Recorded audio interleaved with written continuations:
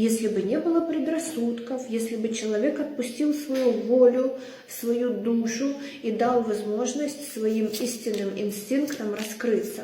Человек вас бы полюбил, но здесь горе от ума, здесь ожидание предательства, здесь вспоминание прошлого опыта, здесь какая-то хандра, печаль, грусть. Человек вообще не в тех энергиях, чтобы кого-то полюбить. Человек закрылся, закупорился, либо буквально в 4 стенах сидит дома, либо в себе, когда к себе человек не подпускает, вот как в скафандре, вот, и там сопли на кулак наматывает, жалеет себя. Что на сердце у загаданного человека к вам?